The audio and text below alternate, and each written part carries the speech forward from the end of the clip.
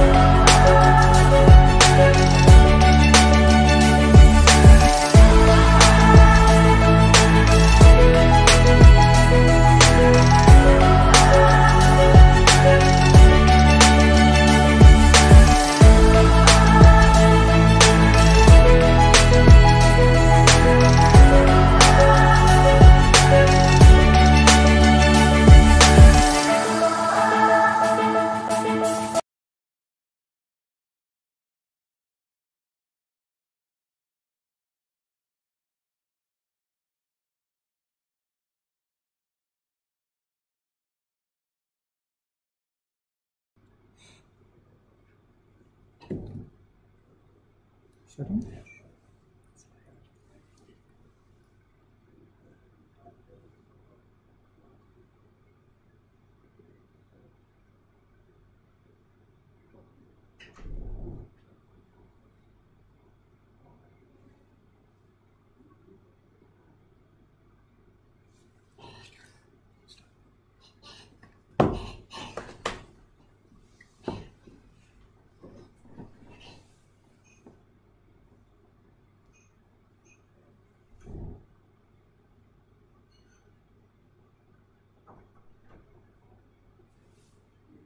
you start?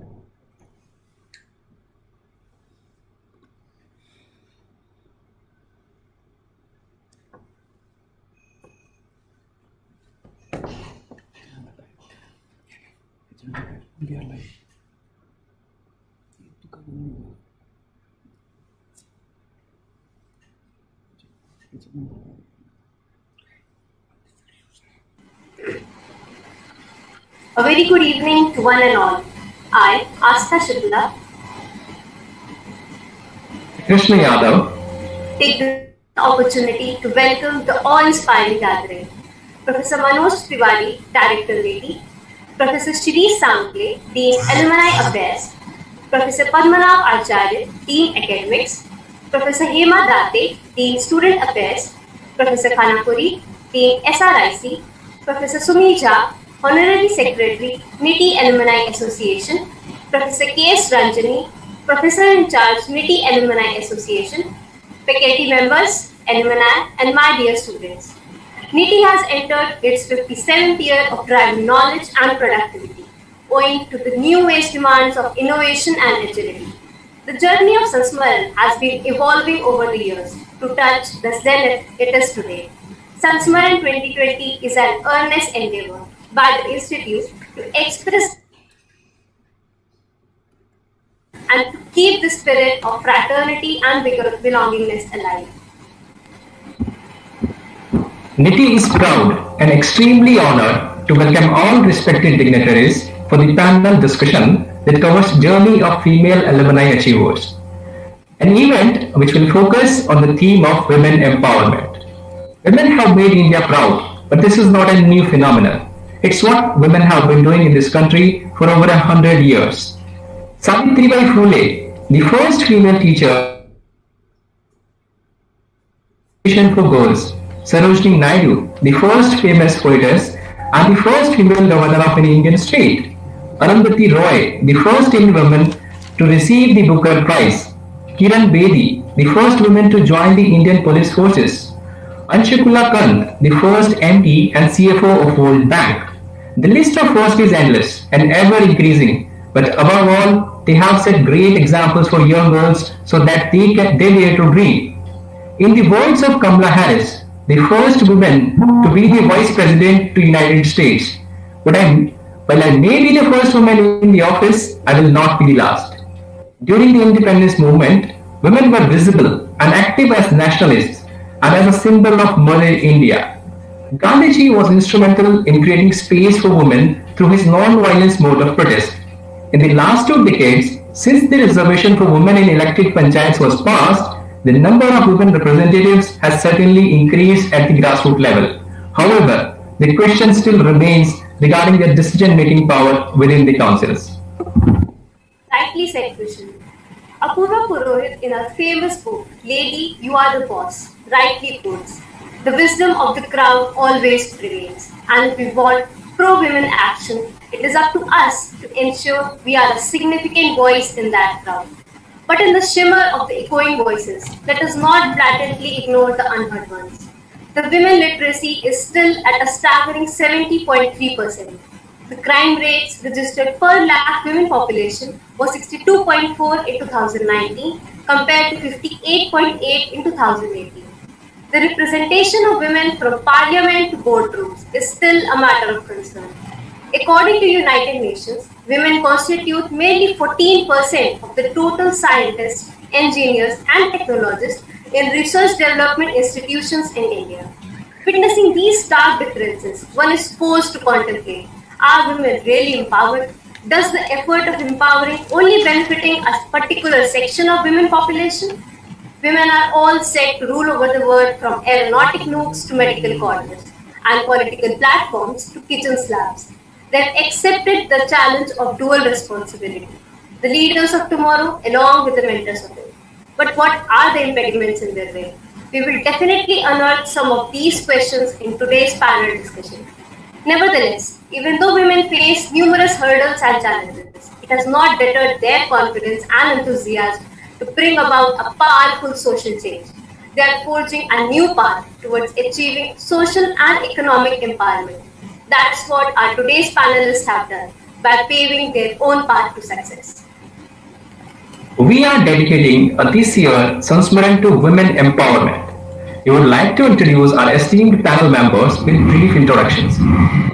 First member on our panel is Mrs. Adurati Shelja, a 1991 NITIE alumnus, is Executive Vice President at Edelweiss's Group, responsible for IT governance and information security of the group.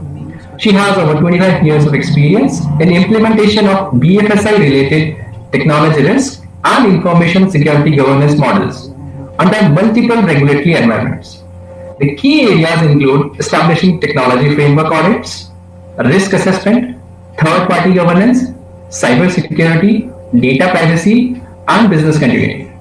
We welcome you, ma'am.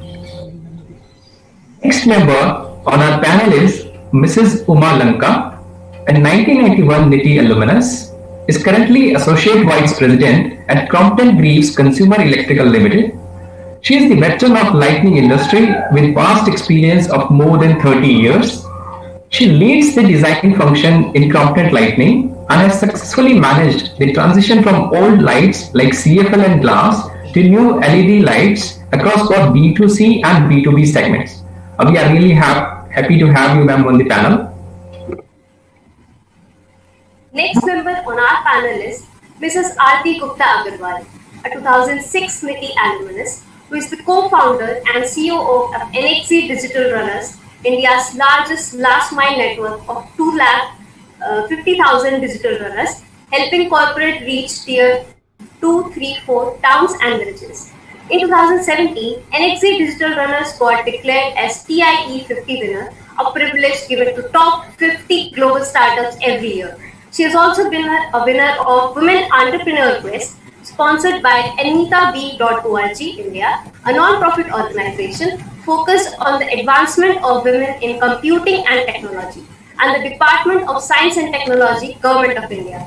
She is an IEEE certified biometric professional, passionate about designing and implementation of foolproof biometric systems, and consults various organizations for the same.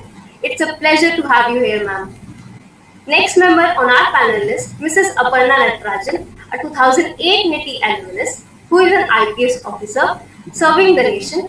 Before becoming an IPS officer, she has served for 5 years in the corporate world as a manager at ICICI Bank post graduation from NITIE. Her motivation to become an IPS officer was to help women fight against harassment at workplace or home. We are very delighted to have you, ma'am, on the panel. Moderator for today's panel discussion will be Ms. Ruma Kishore. She will act as a catalyst for the discussion to proceed in a structured manner. Mrs. Ruma Kishore, a 1997 NITIE alumnus, is the IT Director, Global Planning and Order to Cash at Hindustan Unilever. She has been in the FMCG domain for over 22 years and played more than 12 roles, covering multiple functions and geographies, such as consumer development, supply chain, order to cash, and market research. We could also see ma'am being a strong supporter of a gender-balanced workplace in one of her featured videos at Unilever. She strongly believes that diversity is necessary in any organization, and it means to have a diverse perspective and finding creative ways to problem solving. Before we begin our panel discussion, I request the audience to please share their question through YouTube comment section. And now I request Mrs. Ruma Kishore to share her life journey and moderate the panel discussion. Thank you, Christian. Thank you, Asta. And before we start, I think from all of us in the panel here, really thank you to NITIE, to the organizers, professors, and our dean for all of us to connect back to our institute and for giving us the opportunity to maybe even virtually I would say, come back to NITIE. So thank you for that. And I'm really humbled to be part of the panel that you see here today. So let me just start with a reflection, and then maybe I would request some of you to in the panel to share your what's really behind the movie, right? We usually see the front face on the stage. But before that, a little bit of reflection more from what both Kishan and Asta said. The theme for today is safe women empowerment. Yes, that is true. But I think the first thing to reflect on is it really about women or is it about the world? So the thought that I would like to start with is that 50% of the world's talent is women, right? And it is not about women empowerment for its own sake. It has been proven that businesses which are having different points of view, diversity, statistically perform much better than organizations which are only led by a particular kind of individuals. And gender, of course, is the most, I would say, prominent aspect of diversity. And I had I would say, a course in which one thing stuck in my mind, that the people who invented the tilting screen invented the tilting screen on the computer only because they had somebody old in the team who would, put up their specs, which I have now after 40, and try to see. So unless you have a diverse team, you will not get different viewpoints. And it makes business sense to get different viewpoints because we are all living in a society which is catering to a very diverse environment. So just wanted to leave the thought before we start that it is not about doing any favor to women particularly. It is all about making the world a better place because 50% of the world's talent and 50% of humanity is women. With that, just wanted to maybe start off by reflecting on both Shailaja and Uma, right? I think between both of you, you probably have been, I would say, away from the institute from 30 plus years.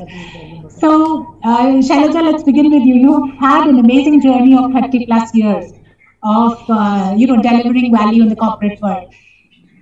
How has it been? What has been it like? Was it all good? What were the troubles? We would just like to hear your story, quite frankly. Thank you so much, Ruma, and a very good evening to everyone. I'm really excited today to be part of this panel, wonderful women business leaders here, the alumni, all the faculty of NITIE, and also the stars in the making from NITIE. So good evening to all of you. I have, as Krishna and Ruma have mentioned, it's about 25 plus years for me. I think it's about 30 years that, we stepped out of the campus. Time just flies. So I got the opportunity to be with, some of the financial institutes largely. I've been in the area of risk management, IT risk management. It's been a wonderful journey. I've got, the kind of exposure that I always wanted to.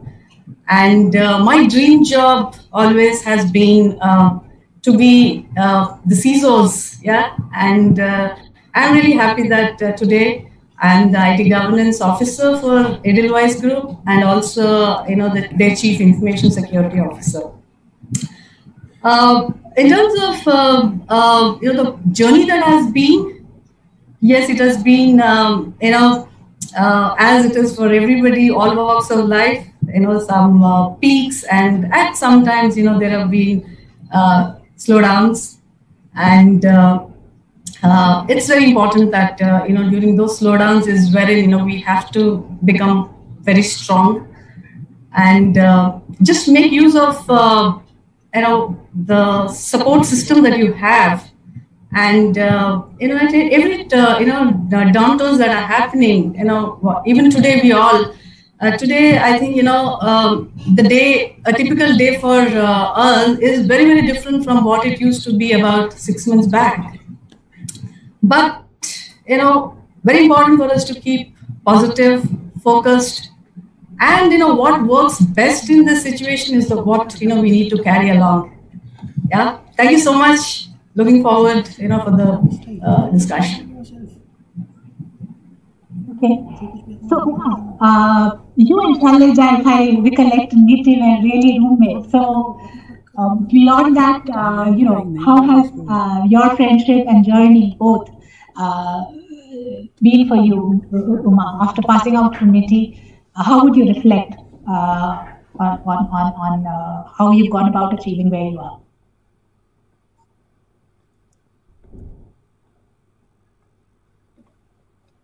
You're on mute, Uma. Uma, you're on mute. Sorry.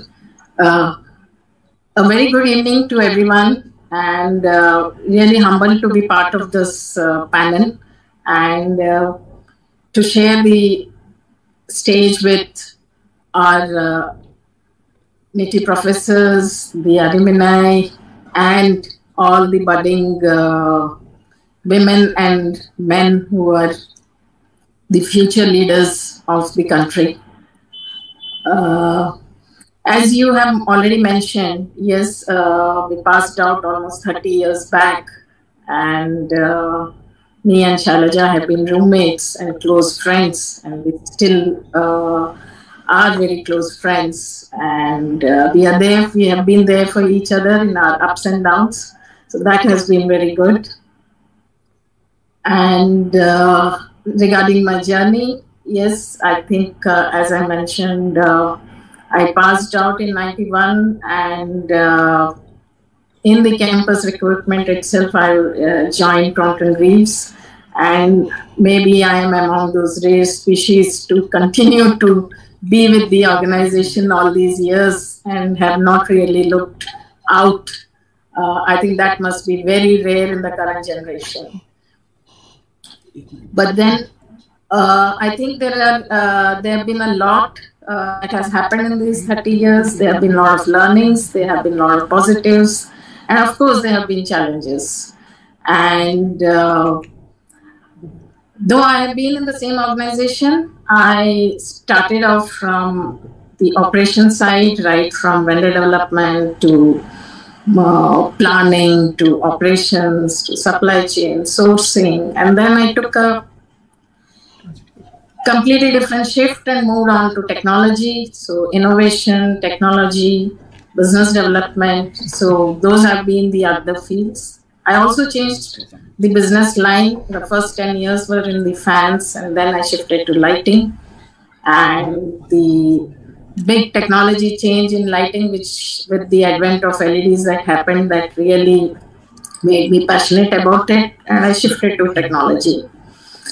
I would just like to maybe say a couple of things. When I, at the time of campus interview, I was very keen and very passionate to be into operations rather than being into IT at that time. If you all recollect, was, one of the top, functions that everyone wanted or aspired to be. And when I got selected, so I had 2-3 options. The others were from the global, conglomerates, FMCG companies or IT leaders of the country. But, and I was very keen that I want to be in operations. But they said, yes, Uma, you're selected, but then you will have to be into either the IT or, a non-operations field. I said, no, I would like to be in operations. So that's how my journey started. I continued to be in operations, the field that I liked the most. I did have lot of temptations, lot of opportunities to move out, but I continued. But I think in the process, at the point where I've enjoyed my journey, and of course, maybe there have been challenges both on the professional and on the family front. But having had a great family and a great support system has really helped. So, thanks so much. Very nice, and I'm sure having the company of each other to maybe have a sounding board during difficult times would have been great. So let's hear that in some time. I'll come back to that. Thank you. Aarti, you have actually taken a very, very different path from what many of us start with in the campus. So tell us a little bit about, how you started and what made you kind of move on into setting up your own. Hi everybody, and so I'm a little excited, and you can say a little nervous too, because I look among the youngest on the panel, me and Aparna. So my journey started post NITIE, got placed with P&G, good offer, good job, and so my co-founder happens to be my husband. We'd known each other from engineering college, and he was incubated and he was starting up, and he was looking for a co-founder who would kind of complement his skills. So he is good in sales and business development. He needed somebody who could do operations, a little bit of technology. So he said that he wanted me to join as a co-founder.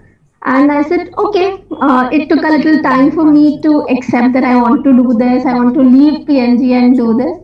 My parents and everybody was pretty much easy. They were more convinced than I was. Okay, you can leave the job and do and support your husband. But I took a little time, and then eventually we got married and I joined him. So it was easy shift for me from a societal perspective. It took a little time for me to get convinced that I want to do that. But once it was there, the journey has been, as it is for any other entrepreneur, a roller coaster rides with lots of highs and lots of more lows than highs. And so 13 years we've been working together, and they've already introduced the company. What we do as a company, we help businesses reach the remotest parts of India, rural and semi-urban, with for their surveys, marketing activities, promotions, and stuff like that. And so I'm looking forward to the discussion. Thank you, Aarti. And we'll come back to, how you see entrepreneurs around you. But before that, Aparna, a little bit from you, right? The starting itself, I guess, how did you start off and what made you, I would say, chart a different course? So tell us a little bit about how you started and what made you make the shift to IPS. Yeah, hi everybody. It's a great honor and pleasure that I can be a part of this SANSMARAN panel discussion today. It's a moment of great nostalgia as well that we can all join virtually. So I passed out of NITIE after the campus recruitment. I joined ICICI Bank as part of the markets team. I was a part of the derivative. This was in 2008, period, and a lot of financial crisis in the world. Past 2-3 years in ICICI, the learning curve was quite steep. A lot of volatility in the market and exciting times for somebody to be in this field. I was almost nearing the age barrier for appearing for the UPSC. So I took my first attempt when I was 28 and a half. I appeared for the UPSC in 2013, and I belong to the 2014 batch of the Indian Police Service. So in 2014, I joined. I finished my training in the National Police Academy in Hyderabad. I was allotted the Assam Meghalaya cadre, and I am serving presently in Assam. At present, I am the Superintendent of Police of an island district called Majuli. It's a very beautiful place, so I will take this opportunity to kind of promote tourism for my district as well. So it's a very beautiful place to visit. It's the only river island district in India. So everybody is welcome to visit the place. So yeah, I'm posted in now. No, and thanks for the invitation. You just might be surprised at how many people might end up turning up. Okay, so just maybe let me then, just for the completeness sake, tell people a little bit about what has it been like for me. I think Anna had requested me, and then I'm very keen to know about some of your challenges along the way. So for me,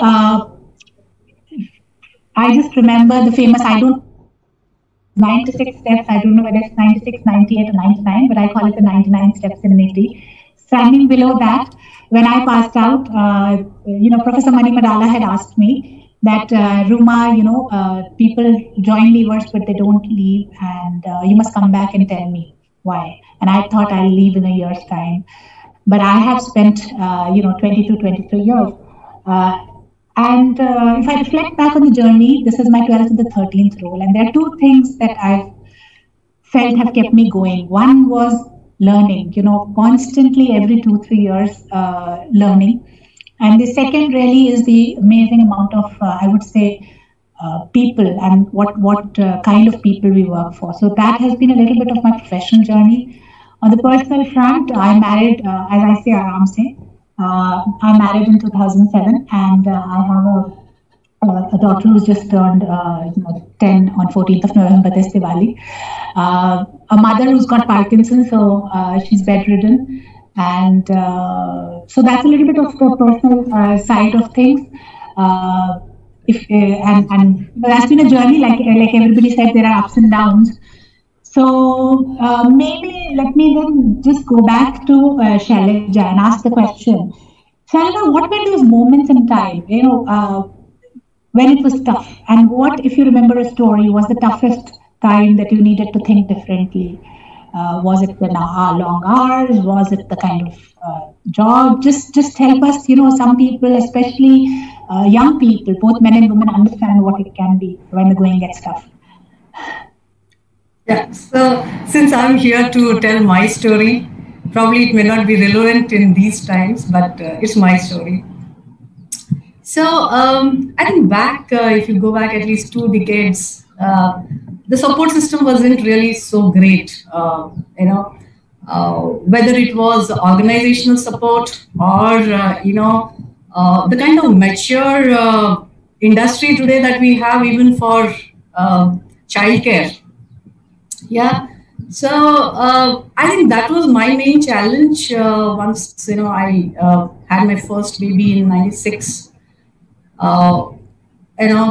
I really had to think twice before leaving a kid, a month's baby at home. And our maternity also was much lower than what it is today.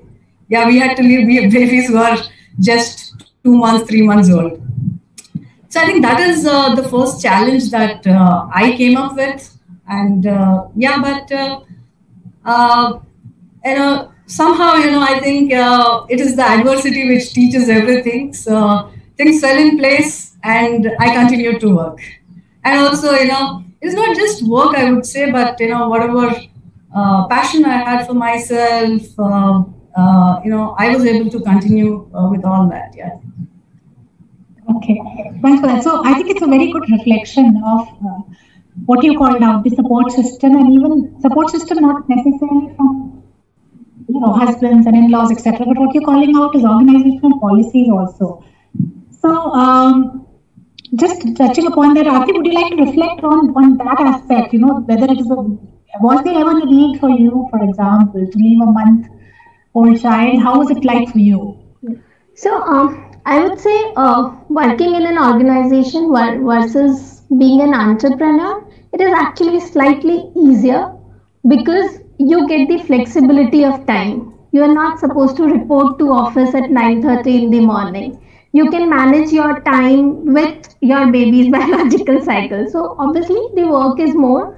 You spend more time. It's like 24 hours you're working because young babies, and I had twins, so they wouldn't let me sleep.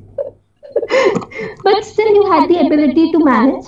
And I would say I did not take a full-fledged break But yeah, the first 1 year I had to go a little slow with my work. My co-founder took more care of my responsibilities, and he kind of shared my load at the workplace. So, but yeah, there was time when my daughters, when the Women Entrepreneur Quest happened, we were given a Silicon Valley trip, a paid Silicon Valley trip by Department of Science and Technology. At that time, my daughters was not even completely 3 years old. So I left them with my in-laws, and I went for 20-25 days. So I think that was one of the most difficult time for me, leaving 3-year-old, 2 daughters at home. So I think those are things that were really difficult in that sense. But yeah, as a mother, I think being an entrepreneur kind of helped, because I could be flexible with the timings I worked at. So that's definitely there. I think you make a great point. And before I move to Aparna, I'll just maybe make a point from my side. I think the point on flexibility, I think which Shailaja you brought out, whether is very key. Of course, what you're highlighting, RP, is very hard work, but the need to be flexible in hours and how we work. The only thing I would like to share is, at least probably I've been fortunate enough to be part of an organization which, when I expected my child 10 years ago, was very, very flexible, right? So not only then, post that, it was, you needed to work, but when you work, is all up to you, as long as you deliver the outcomes. But not all is rosy. So this tough choice is this travel part, right? So, I moved to a global organization from India exactly at that time. And for me to forge new bonds by traveling abroad was in 1 year. I could see at that time, temporarily, of course, I did feel disadvantaged with some of the colleagues who could travel much easily. Of course, a year later, it was not so much, and I did travel, but that period was tough for me. So just sharing what it meant for me. This brings me to Aparna. How does this manifest in the police force, right? This difficult, mother-in-law. How does motherhood play in the police force, and what does it mean for women?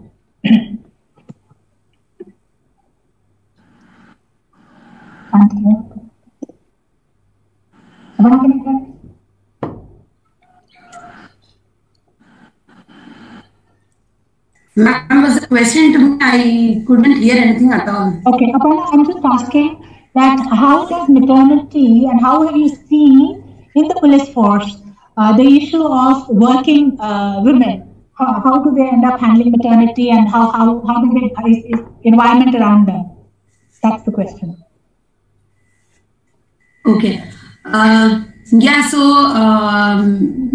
Mat leave and childcare leave are something that is a facility that is provided. In the government sector, the child 2 years and maternity leave is also provided. So, one day probably people in the audience also, I'm not sure how many people would be able to relate with this, because all of us come from a certain kind of economic background, from a certain kind of academic background, wherein the family, at least in this generation, is generally pretty supportive, and the women are also working, so the family shares the load. But in the police force, there are Assam at least has a policy of reservation of 30% of women, to encourage more women to come into the police. So we see a lot of women constables and women sub-inspectors who are, when they become mothers or when they become pregnant, because policing is a job that requires a lot of physical presence, right? Like, be if it is a VIP security duty, or it's a law and order duty, or any happen that needs to be secured. So you need to be physically present, and suppose when a woman becomes pregnant, after 4-5 months, they generally start requesting for light duties, and we also ensure that they are given light duties so that their pregnancy is not affected. But because there is a shortage of manpower in the police, this cannot always be accommodated. So that is one thing. And second, attitude that is given by the male colleagues thinking that अच्छा इनको तो ऐसे ही छुट्टी मिल जाती है, ये तो अभी 2 साल की चाइल्ड केयर लीव लिया है या 6 महीने का मैटरनिटी लीव लिया है, and when they join back they said कि अच्छा ये तो ऐसे ही, मतलब इनको तो सैलरी तो मिल रहा था, ऐसे छुट्टी करके घर से आ गई. So this kind of attitude is still there, and there is, I still feel that kind of realization has not happened, that a male constable and a female constable, a male constable or a male officer is able to come to work because there is a female back home taking care of the kid, or there is a female back home taking care of the household chores, like the male colleague's uniform gets ironed, his shoes get polished, food gets on time because there's a woman to do it at home. But if it is for a woman, she needs to take care of the house, make sure her turnout is proper, make sure she's on duty.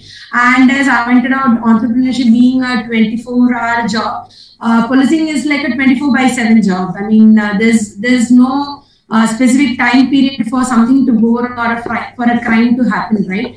So this is something which I would like to point out, that especially for the lower staff, this attitude towards maternity leave and childcare leave, there's a long way to go for this attitudinal change to set in. That it is not a paid leave and it is not like masti marne ke liye ghar pe nahi baithe hai. That thing has to come in. That attitudinal change has to come in. Great points, Aparna. I think, and especially, like you said, some of us may not even realize the intensity of this because of the kind of backgrounds that we have. That's a reflection from what you said. कि घर पे काम करने के लिए, खाना बनाने के लिए कोई है, and मस्ती मारने का. I think those points are very important because maybe not so intense, but one of the things at least I realized, even I personally thought that when I'll have my maternity, I'll happily, at least 6 months, I've been working for 22 years, I'll probably have a little bit of a break. And I was dying to come back to office. Why? Because it's so much easier to be in office. So much more focused. You have only one dimension to work on, of course, multiple threads. But the number of threads that are at home are just too many. And when I was speaking to a few other women directors, at least in my organization, surprisingly, they had the same thing. They all wanted to come back to office because they found office much easier. So I joke around with my husband as well that now, we probably know what it is. So it's very true, just the fact that it's never a break. Aarti, any reflections from you on that? Yeah, actually, as an entrepreneur, it doesn't matter whether you are able to go to office or not because the office keeps coming to your home. So going to work or not going to work, it stays with you. So yeah, that they didn't have the luxury of like taking break from the kids and going to office. It stayed with us through and through. So. I think we have a question from the audience, and I leave it to any one of you maybe to reflect back if you would like to pick it up. The question is that if you had a chance to go and rewind back your life, what would be the one thing you would like to change in your journey?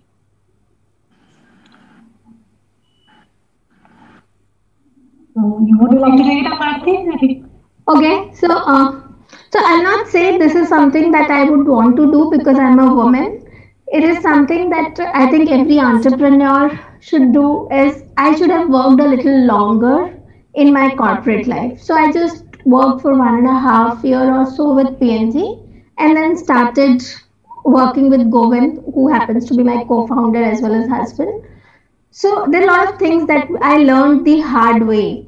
The way you manage people, once you're in an organization, you get more role models to look up to, or the problems that you face, you have somebody senior to probably go and ask and seek a resolution. So that is something that I wanted to do, and probably something that I didn't do much was ask for help, network and ask for help. So I just didn't go out and seek help from my peers or from people I knew. So that's one thing that I would want to definitely change and give as an advice is that if you're stuck, please go and ask for help. Asking for help doesn't make you weak. It actually helps you get out of that situation faster. So that's one thing I want to do. Any reflections from you, Uma, on this question? If you had to kind of reflect back and advise one thing that you would like to do differently based on your experience. Yeah, I think what I would say is I had taken up a lot of roles, but maybe yes, should have taken maybe a jump at another organization, or not just an organization. I would say maybe switch over from the corporate world and maybe get into entrepreneurship or try at something else which gives you a complete rounding from various different angles. So it's not from, say, only a corporate perspective, maybe some social work. There are various dimensions to it. There are a lot that one can do. Then one starts feeling that I haven't done enough in life, and maybe there are various aspects that we could have also had looked at and done it. And second thing maybe is the balance between work and home front is something that I think could have done better than what I did. So these are the two aspects that I think are. Okay, so asking for help and mentorship from Aarti, from you, changing, taking a different risk or things like that is a little bit of reflection. Any reflections from Shailaja or Aparna on this? What is the one thing if you want to look back and change, if there is one thing? Actually, when I was taking the little breaks that I took in between, I tried out on consulting. Yeah. So, because I was into that field, probably it had more opportunities. So I, went into consulting. I did freelancing. It was a great experience, I felt it is like, it's a complete, a kind of, you feel really, you're not bound by any rules and things like that, but you're all the time you're working. Like, Aarti has mentioned, there are really no boundaries between, work and personal life many times, not all times, but so I did see that. So when I look back, I sometimes feel that, I could have taken life a little easy. You take a break, you deserve a break. And you really don't have to be gainfully employed from, till such time you retire. It's you don't have to be gainfully employed all the time. You can definitely take some breaks. Okay, no, thanks for that. So basically the ability to probably, at some point in time do something different is what you're coming out. I think many of us end up feeling that way in some point in our careers. Okay, Alice, there's a question, and this is maybe for Aarti. As a woman entrepreneur, what type of challenges are you facing? I think one of the biggest challenges is definitely work-life balance. Like I said, that the work never stops, and I don't know, fortunately or unfortunately, me and my husband are co-founders. So every time we talk, we just talk about an axis. That's the conversation. That's our day begins with, and that's our day ends with.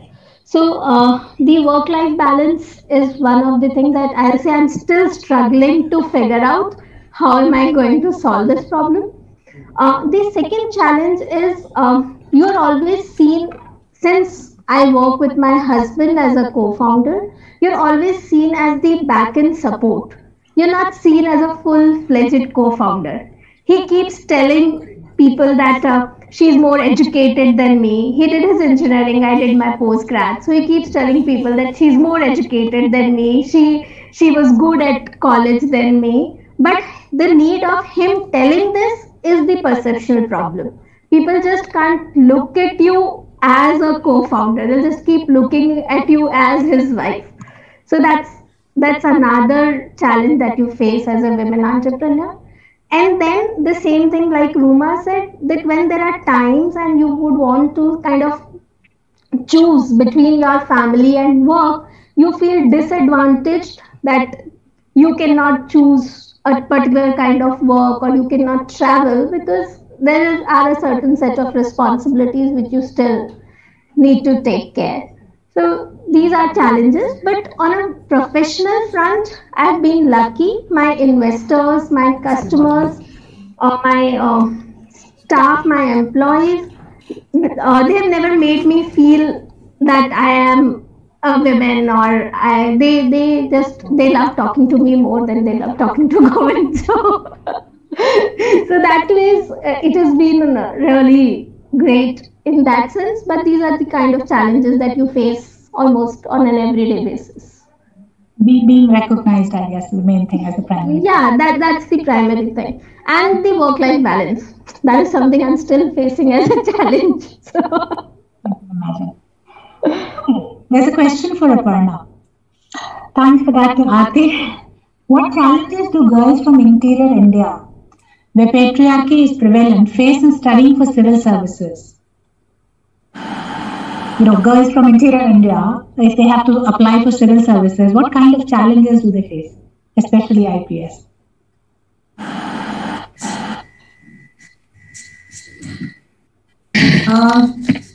Yeah, so patriarchy is a problem. I mean, not just in studying for civil services, but I serve in Assam, and compared to the rest of the country, I think Assam has a more gender equal society, and where women are respected. But yes, I would like to kind of expand the question and not just talk about civil services.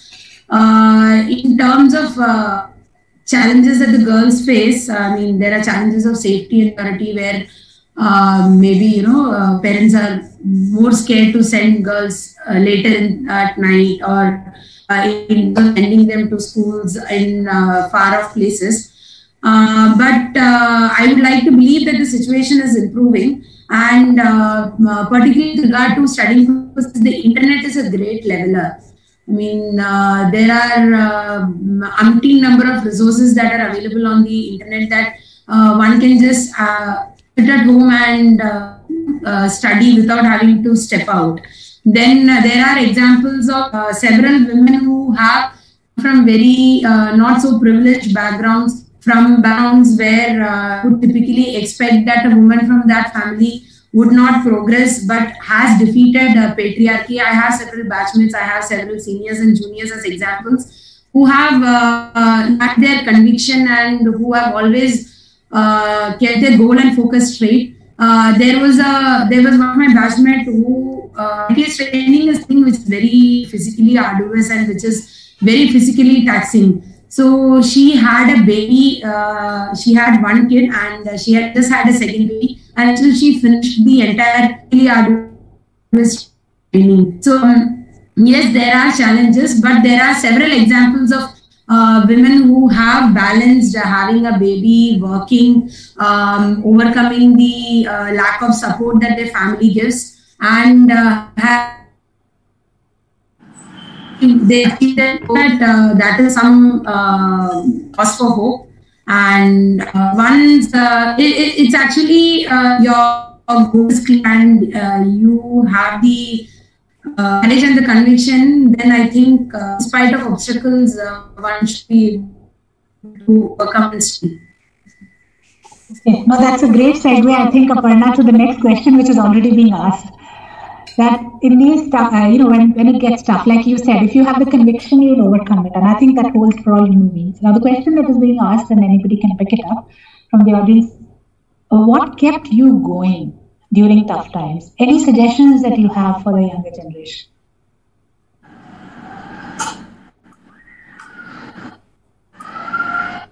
Aarti, you'd like to take it?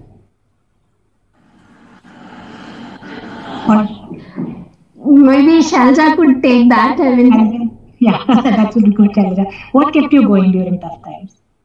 Yeah, I think it was this great opportunity to learn, which kept me going. Whenever there was a situation for me, and I have really started my career as a business analyst for automation of MIS systems. That was what was our time. that was something that was really on demand a lot. So I started from there, but somewhere down the line, I got a lot of interest into risk management. So risk management is such a field, wherein unless you understand the base, what the process behind it is, it's very difficult for you to actually evaluate the risks and come up with your mitigations. So that really drove me to understanding, a lot of things. You need to really have a bigger view, much bigger view than if you are into a particular unit of a company. When you're talking about a risk management, it is like it cuts across. So the constant urge to learn and really come as one of the best risk management professional was something that kept me on. Okay, so your passion was to learn, and that passion kept you going, is basically what you're really saying. Yeah. Okay, thanks for that. Yeah. Uma? Yeah. Yeah. So maybe I'll just give a small example that an experience that happened way back in my early years, but that taught me something. This is on the professional side. In my very first initial period, I was just maybe a few months into the organization and my professional life. And as an operations person, I had a role where I was in charge of procurement for a set of items that had to go for a particular section of the shop floor.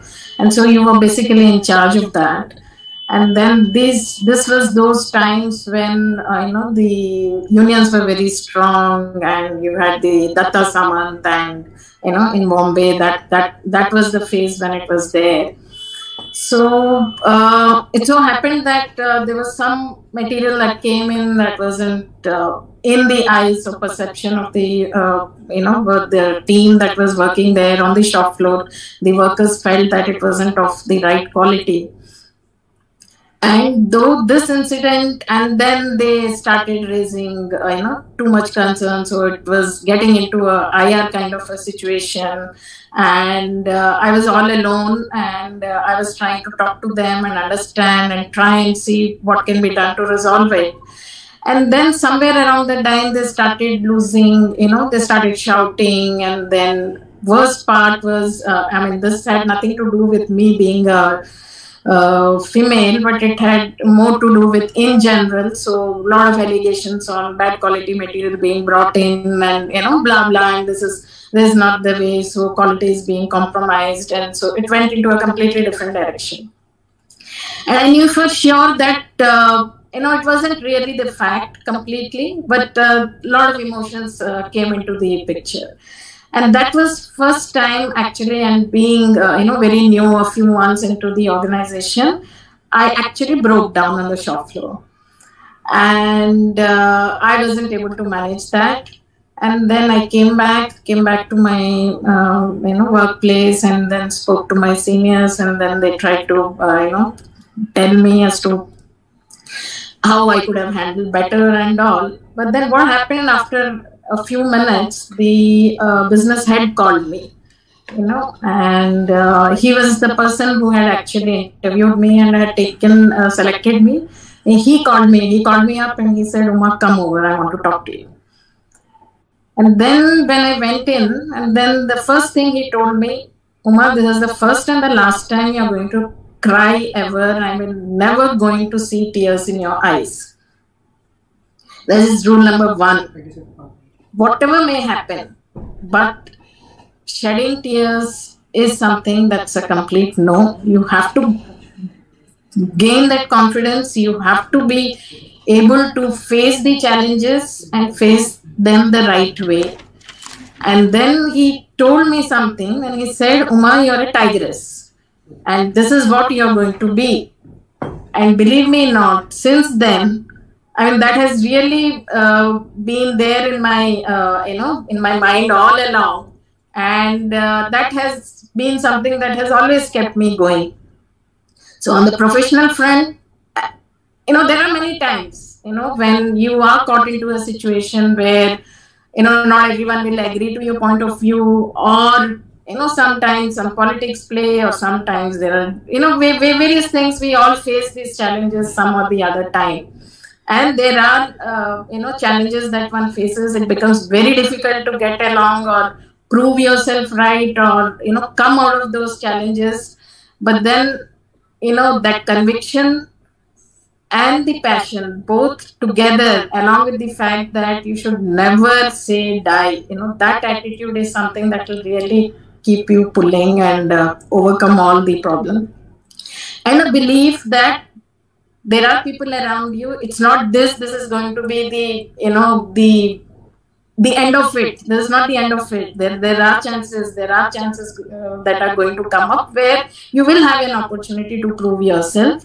And definitely there is always a silver lining, and that always happens, and it has happened many times with me, and I have been able to overcome. And there are times when in the organization, especially in roles which are typically, if I may say so, not really considered women friendly, and if you are in that role, I've been fortunate enough to have my superiors, my colleagues, and in fact that's one thing that has kept me going in this organization, is not once ever has there been any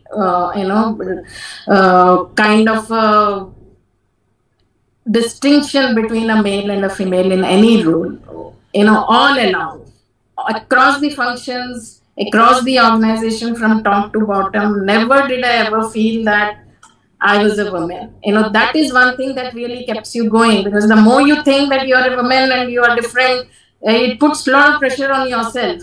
You just take a look at it, just like any other, irrespective of whether you are a man or a woman. The job, the role, whatever it demands, you have to give it, and give it your best. And that keeps you going. Thanks for actually amazing stories, right? So the story of, I would say, first vulnerability, and then what you said, never say die. And third thing, which completely echoed, at least I can speak from my experience, in these last 20 to 23 years, I joined Hindustan Lever through a GD from NITIE, which said, should there be reservation for women? And I argued against it in the GD. But reflecting back the same point, I have never ever felt a difference between a man and a woman. It has been pure meritocracy. Having said that, there is one thing which probably I ended up disagreeing, so I'll give my perspective. There are a number of questions coming, so we'll move quickly. What was this aspect of, is it okay to show, crying, yes, maybe an extreme, but is it okay to show vulnerability? And is there only one way of being a leader?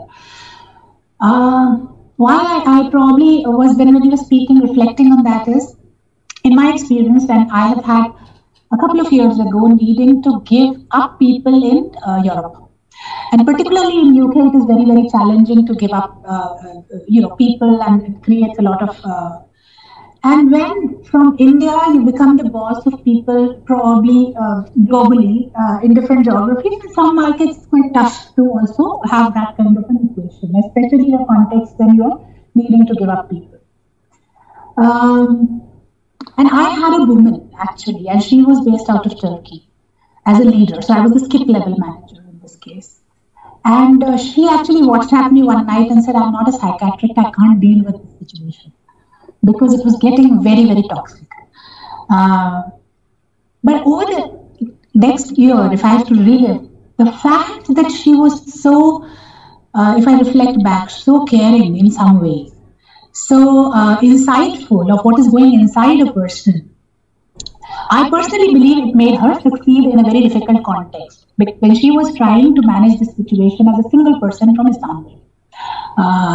So the only reflection I have is, over the years, I have felt that the first 10 years of my career, I probably had people who would expect a particular model of leadership, where you could not and should not show too much emotion. But I have also come to realize that probably in some situations, showing emotion has actually worked out, because ultimately we are dealing with human beings. Maybe not necessarily in your context, but I just want to share that. In this context, it really made a difference for the team and that equation. The fact that the boss felt feeling so bad about it. I have an incident to share here. 2.5 years back, when we were kind of struggling with raising funds, there was a situation where we didn't have enough funds to pay the complete payroll to our employees, and that is the time when I had two choices: either I could cut down or I could go back to my team and tell them that we don't have enough money to pay the payroll. And I went back to them and I told them that I can't pay salaries, and to my surprise, a lot of them agreed to take 50% or 40% of their salaries for the next 4 months to kind of support the organization, and then we came out of that entire situation. But that is the situation where you have to show your vulnerability, and your team just comes to you and kind of supports you through those times. So sometimes showing your vulnerability also helps. Thanks for that, Aarti. We have a number of questions, so let me start with the one. The others are around a particular theme about working women. So let me take up a different one, and then we'll go back to that. The different one is about the line between using power as a leader and being alienating or getting alienated is a thin line if you use power really. So great leaders know how to manage that gray zone. As leaders, do you have any tips for others? Irrespective of gender, are there any? Or, that's the question. So how and when should you wield power so that it is not alienating, and how do you draw the line?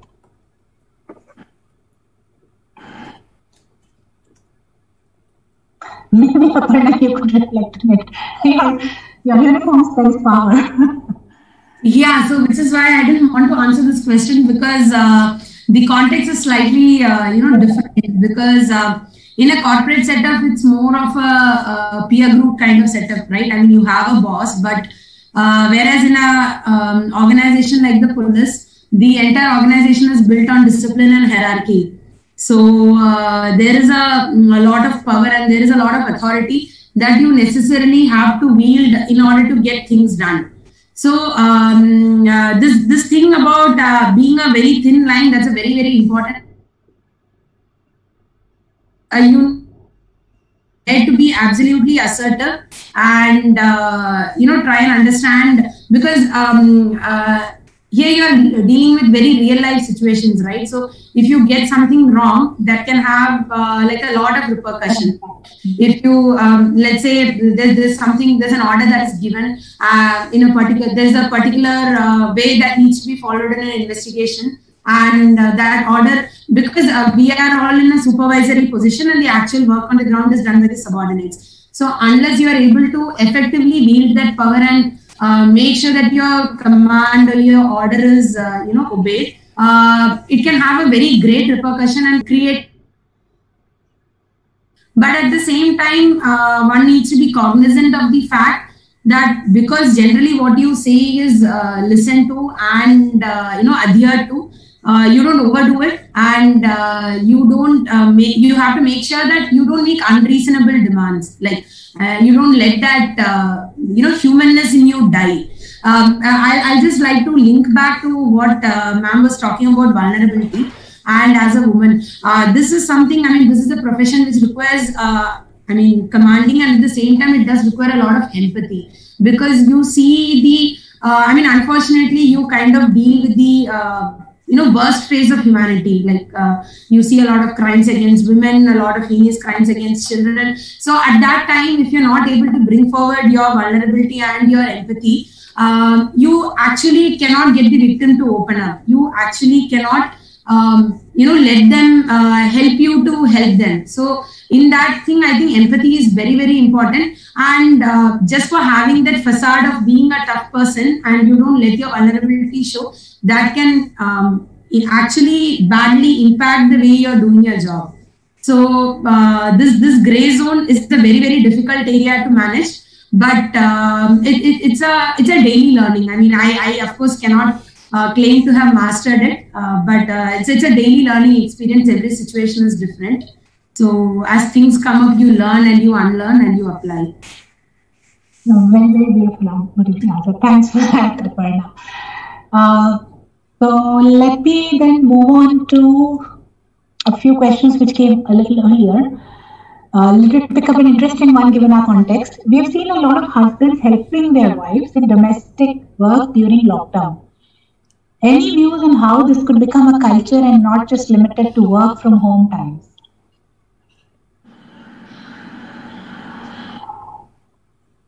How to make it a culture? Okay, I'll start. Maybe I'm a bad moderator. I have a perspective on this question. The word helping I disagree with. I had so much of fights with my own husband. How is it helping you? Tell me it's your own house. So, so how to make it a culture? I guess. No easy answer. It starts with upbringing. First, as parents, all of us, I think, needs to really instill in the generation that we are raising now that we don't unconsciously pass on biases. And biases, women can also have biases, and we all have biases. All of us have. So that's my only take. So I'm pausing for any other reflection. So I kind of agree with you, Ruma. It will take one more generation to get that culturally accepted. Our generation grew with 80% of us seeing your mothers and dads doing their gender aspects don't remain. Otherwise, those biases will continue to remain in the subconscious. So I think one more generation to go to make it culturally accepted. See. Yeah, I would really agree to that a lot. There's no question of help here. Yeah. So I think, somehow, at least in the last few years, to shift to, what we have seen hasn't been really very difficult. I think the next generation themselves, they many times come up upfront these kind of decisions as to why women have to do this. I see that very forthcoming in the next generation. That's already happening actually. So that is one of the reasons why this has been really a smooth transformation or change for all the men here. Yeah. On that note, I'd just like to add one of the things that I've experienced on the other hand is that it's not only about women. The fact that society is now having, in at least a certain context, maybe not the context in the fullest kind of context, but at least in the corporate context with both men and women working, I'm finding a lot of men in my team and around me having a lot of challenge, right? Wives are working. I mean, what do they do? Can I work to 10 in the night and my wife is taking the morning call from Australia? I have an 8-month-old son to manage, or should I? Or that is in India. In UK, again, both parents working. Daycare is very clockwork, and the guy is also running to pick up the child from daycare. So I would only say that the world is changing and it's tough on both men and women. So I think the only thing in my reflection is a lot of understanding of the whole human being. In context. So really understanding people from where they're coming is so super cool. Thanks for that. Sorry, maybe I'll just add, I think, yes, this pandemic has made a lot of people reflect back and really start taking back and, start working, and also realize and understand that it is really, a job in itself. It's not that, it's only left to the women and it's something like a cakewalk or, something that also has, in fact, all the ingredients of a career role, even managing a house. And that realization is something that I would say many, men have come to that realization. But here we are speaking more from, again, the corporate world, but there are a majority of the country which hasn't seen this work from home kind of a culture, and still those ascribed roles continue to be there. So I don't think even a generation in itself will make this difference unless some real conscious efforts are really made, and I think it's high time that these are made. And right from say simple things, any ad that is shown, for example, it still continues to reflect those ascribed roles only. Why not make some conscious effort to change all that? Because it's high time that it is changed. Each one plays an equal role, both outside and inside the house. It's both together. It's just not one. I think there's a lot to do. Absolutely, and like you said, so I'm conscious of time. We are three minutes away from closure, and our moderator is telling us that we cannot take any more questions. So really amazing set of questions. So if I reflect back, I've had some great moments here from you guys, and one of the questions, I know we're not supposed to take more questions, but maybe it can summarize what I at least took out from all of you, and that is, if there is one thing that you have to advise or go back to the next generation of women leaders, what it would be.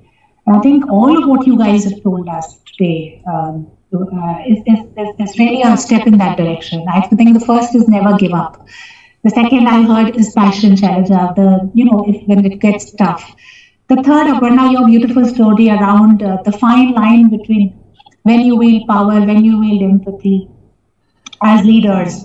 And Uma, your aspect about, taking your stand, but also very difficult moments of vulnerability. Aarti, your stand around being recognized in your own right while being an entrepreneur. Thank you. I think it has been really amazing. Personally, for me, very, very enriching. So I'll pause here and over to the moderators of this session. Sorry, the student batch. Thank you so much. Thank you, panel members, for such an insightful and impactful discussion. I hope the audience gained insights from a variety of subjects and arenas. I would now invite Ms. Priya Singh to propose the vote of thanks.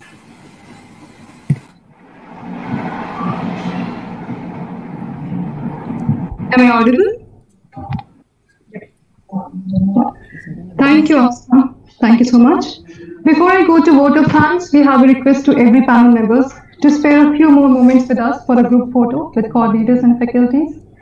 And now, moving ahead, thank you, Professor Manoj Tiwari, Director NITIE, Professor Sumi Jha, Honorary Secretary NITIE Alumni Association, Professor Shri Sangle, Dean Alumni Affairs, Professor K.S. Ranjani, Professor in Charge, NITIE Alumni Association. Thank you, everyone, for making this evening so memorable. The panel discussion has helped us gain great insights. Shailaja ma'am, your challenges in limited support system and agility with which you had moved from roles to roles, your passion to keep on learning and reaching the best of the class. Uma ma'am, your association with Crompton Greece started with the college, your initial work challenges that even led to emotional breakdown, and then you went head-on rolling in various roles. Your and Shailaja ma'am's everlasting friendship has made us think and work for our own close relations. Rumi ma'am, you have driven your life the way you have drove this discussion. You light up us with your views. You have stood up and supported your co-workers, and we aspire you as a very strong female voice. Aarti ma'am, you were with the best of the company, and then you switched on to entrepreneurship. You have spoken well about personal and professional life challenges that we face and the level of efforts that we have to make.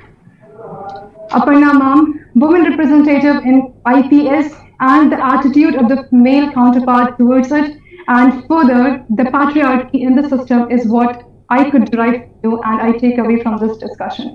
Thank you everyone for giving us your time from the busy schedule.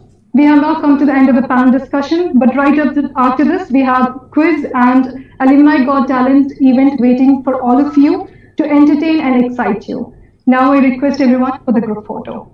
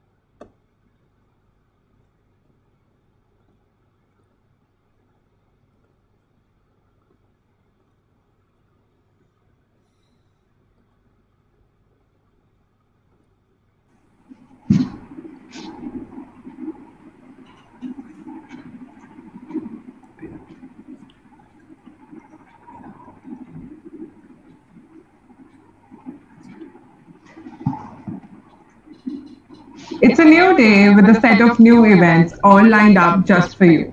But it's going to be all different. Let's start this day afresh and give you all the opportunity to laugh, shake a leg, and get awestruck by some mesmerizing talent showcased by our beloved NITIE alumnus. Dear audience, you will yourself discover as the colors of the cultural feast unfold before you. Hello all. So knowledge is limited, but imagination encircles the world. Your talent is God's gift to you. What you do with it is your gift to God. This lockdown gave us all the opportunity to reopen those pages of life which were long shut under our responsibilities. So let's have it walk down the memory lane of some of our extremely talented alums who didn't let the noise of the world to drown their inner talents. Presenting to you all, Alumni's Got Talent. We have a Google form link in the description of this video. Kindly access the form and vote during the session for the best entry that you like for each category. The link will be open until 10 minutes after the participants of the talent show have been showcased.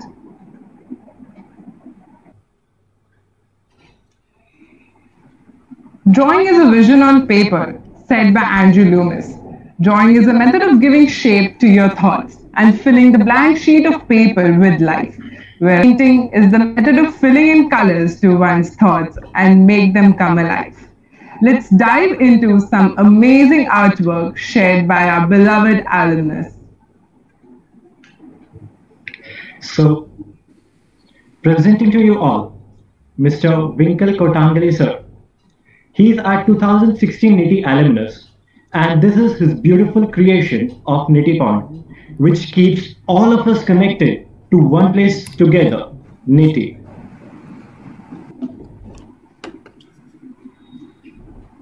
Up next we have Arushi Sinha ma'am. She is a 2017 NITIE alumna. She loves to play with colors and give life to those blank canvases.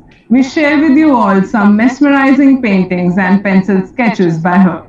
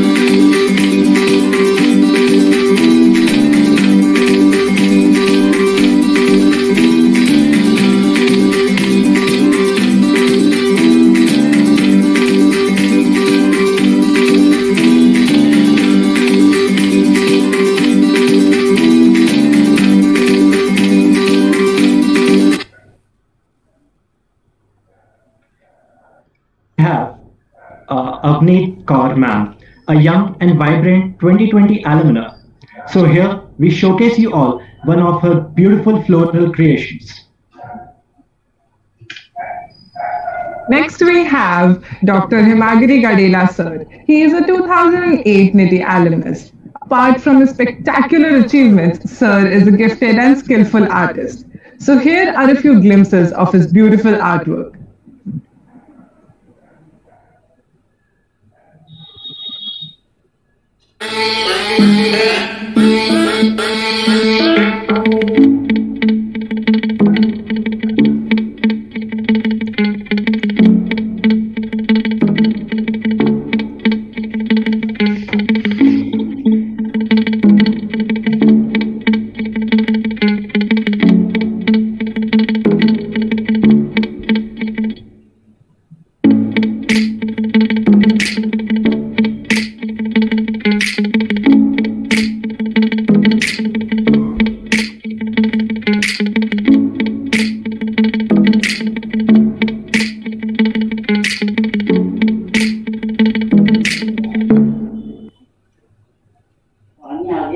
Next we have Amrita Sharma ma'am, a 2015 NITIE alumna. She shares this beautiful nature picture that she created on her trip to Alaska, and it reminds her of the Alaska's pristine natural beauty, and a painting of guitar which reminds her to keep that passion for learning alive. Now we have Nikita Ambadaskar ma'am. She is a 2020 NITIE alumna. She loves watercolors, and with this painting, she wishes you all a Merry Christmas in advance. Here is Sagar Sachdeva sir. He is a 2017 NITIE alumnus, and he loves different art forms from graphite carving to indigenous palm leaves painting. This graphite carving painting here may depict many things, like a curious student raising his hand to a blatant blade. This lockdown has definitely led many people to rekindle some past hobbies, and so did it happen to Abhiron Bhattacharya sir. He is no exception in this lockdown, presenting to you all his beautiful creation on a tray. Saptarishi Roy sir. He is our 2014 NITIE alumnus, and this is his graceful painting of ice that he created during lockdown.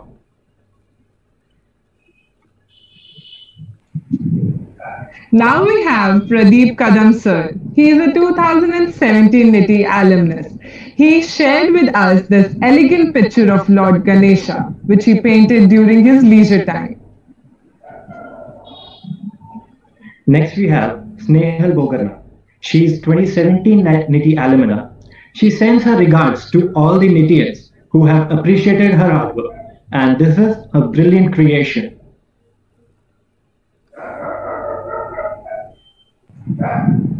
Now we have Ashwini Singh sir. He is a 2006 NITIE alumnus. He loves drawing and writing, and he has collated both his hobbies in this attractive pencil drawing.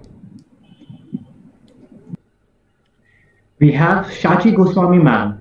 She is 2017 NITIE alumna. So here is some of her most stunning artworks. Moving on to the next category. I have never started a poem whose end I knew. Writing a poem is discovering, said Robert Frost. A poem gains an insight by writing a poem. The listener gains insight by listening to the poem. The poem is not static. Everybody has a different perspective of a poem. With that note, let us relish some of the best poetry cited and book written by our esteemed alums. Our first participant is Chiranjeevi Panda sir. He is a 2017 NITIE alumnus, and his blog very accurately describes the pinch in the heart of a student who had to bid adieu to these strangers who became his friends and then ended up as his buddies. It is a very sweet story which will take you all right in the time when you all, with a heavy heart, had to say goodbye to all your buddies. We have She's a 2006 NITIE alumna. She is a proud author of her book, The Serpents of Kanankapuram. The Serpents of Kanankapuram is a nail-biting, mysterious fiction novel. It is a fantastic combo of folklore, facts, and fiction. And here we have Kriti Kuksal ma'am. She is a 2016 NITIE alumna. She loves to give words to various emotions in the form of poems. We present to you all a very touching and a beautiful poem by her.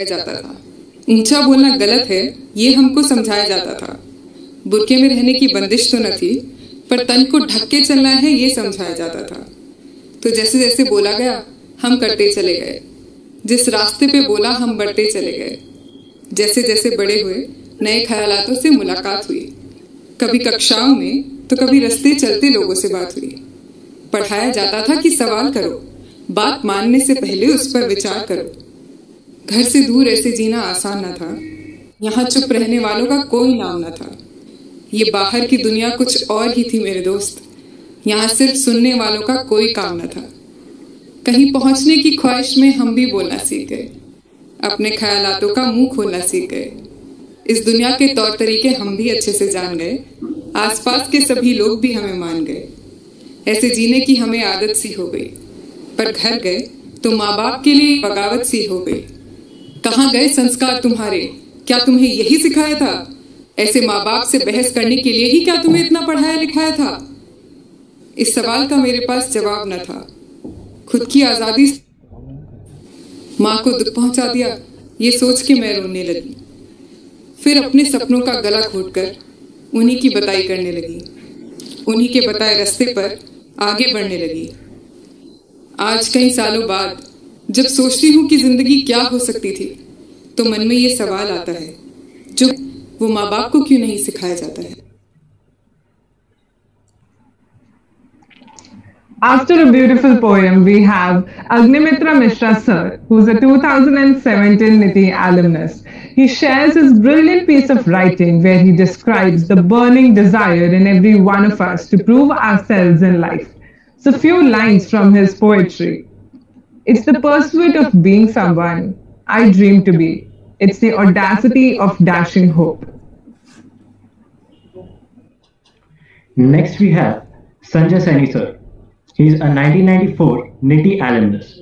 He shared with us this splendid poem, giving words to his and everybody's experience of the lockdown, quoting some of the lines from his poetry.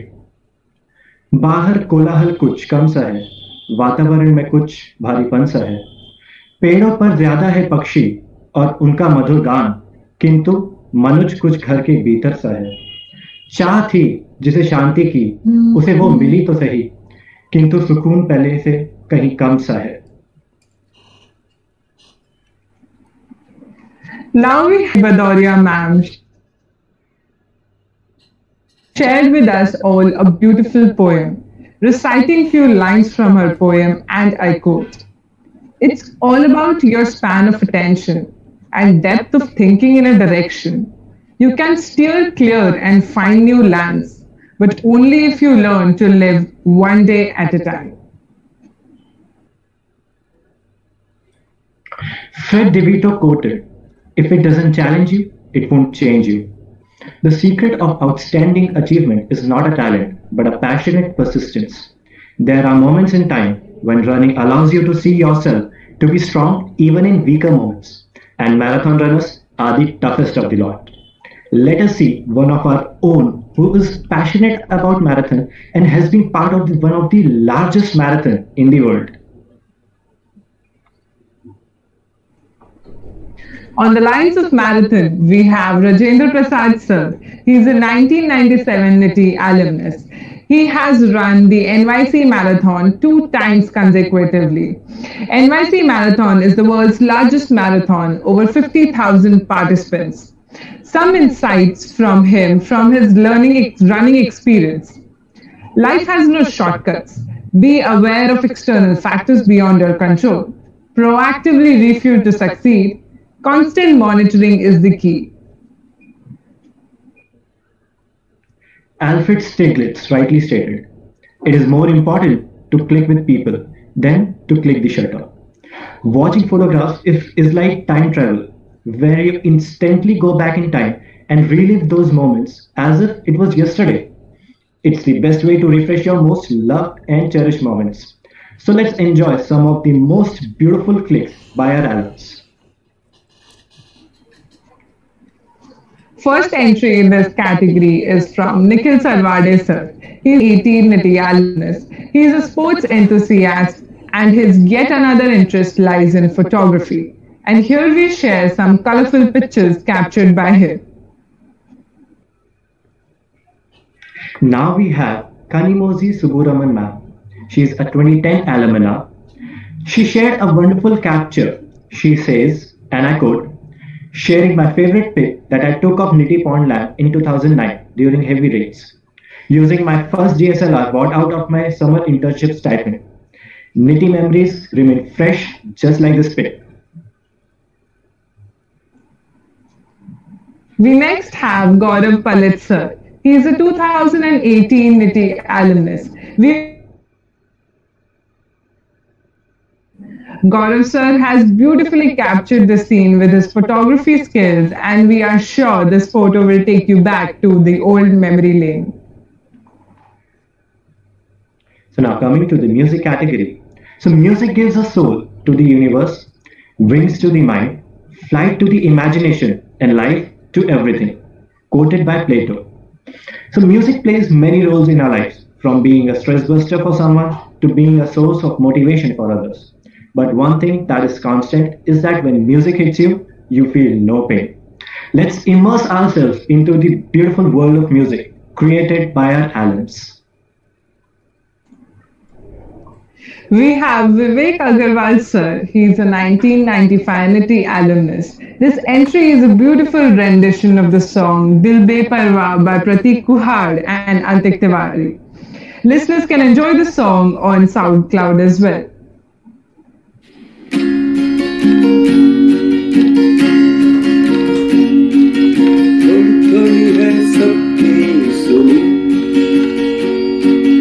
थोड़ा कुछ तो सबने कहा,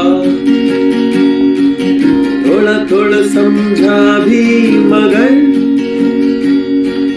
दिल ये माने कहाँ,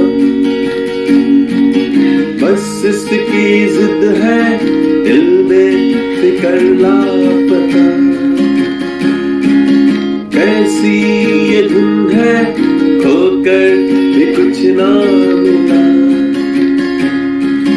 इस दिल की आदत यही है, गिर कर संभलता नहीं है, जालिम समझता नहीं है ये कोई जुबान, ये दिल बेपरवाह, दिल बेपरवाह, कतरा कतरा हो गया, दिल ये बिखरता गया, दुनिया गुजरती रही, टुकड़ों पे चलती रही. Up next, we have Randhir Singh sir, and he is a 1995 NITIE alumnus. Randhir sir, with his soulful voice and skilled guitar playing, has brought magic, and we hope you will like it.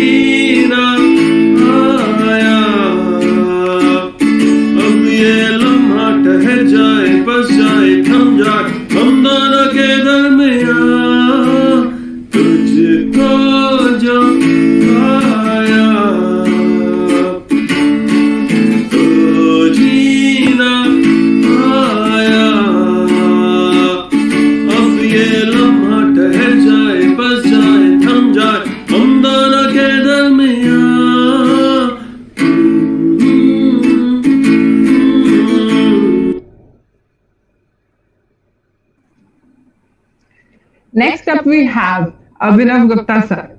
He is a 2020 NITIE alumnus. Abhinav sir, with his flute, is sure to mesmerize you all with his version of Memories by Adam Levine.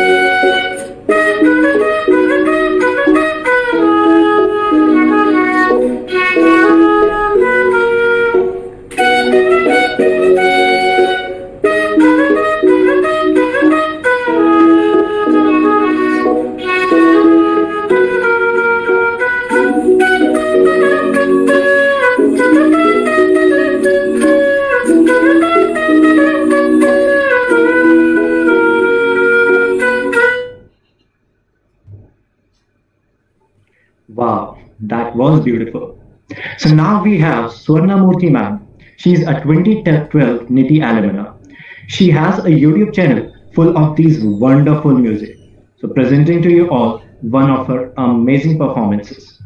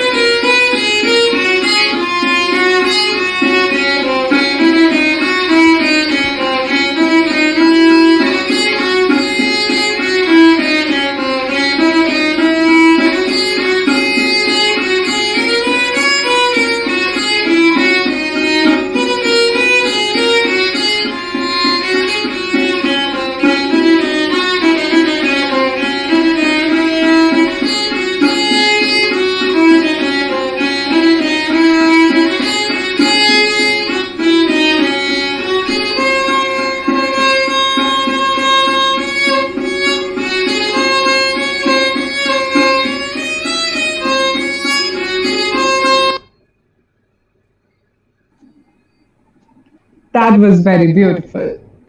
Now we have Prithvirajan Jamade sir. He's a 2020 NITIE alumnus. His soulful voice will touch directly your heart. So let us all enjoy this beautiful song by him.